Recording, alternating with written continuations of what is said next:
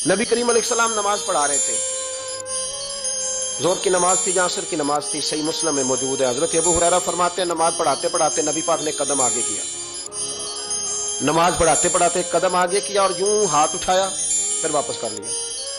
अब नमाज पढ़ के ना तो सलाम फेरा तो सहाबा अर्ज करने लगे या रसूल अल्लाह सल्लल्लाहु अलैहि वसल्लम, वो नमाज में पैर भी आगे किया तो हाथ भी उठाया, तो वजह क्या थी? पहला सवाल तो ये है कि आप लोग नमाज पढ़ रहे थे या हुजूर को देख रहे थे? तो सहाबा तो पहले ही बताते हैं कि भाई हम तो पहली साफ में नमाज इसलिए पढ़ते थे कि नमाज भी होती रहती थी और चुपके चुपके महबूब की दीद भी होती रहती थी।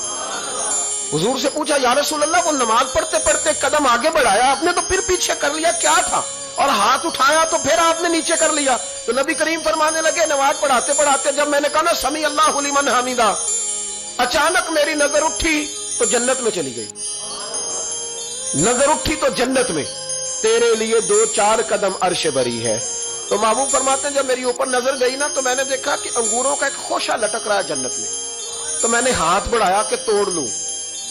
हुजूर खड़े हैं मस्जिद नबवी में और फरमाते हैं कि मैं यहां खड़े होकर हाथ ऊंचा करूं तो मेरा जन्नत तक पहुंच जाता है। फरमाया मेरा इरादा हुआ कि वो खोशा जन्नत का तोड़ लूं और जरा मैंने पैर आगे बढ़ाया ही था तो मेरे दिल में ख्याल आया कि जन्नत राज है तो राज ही रहनी चाहिए, ये राज खोल गया तो मजा नहीं आएगा।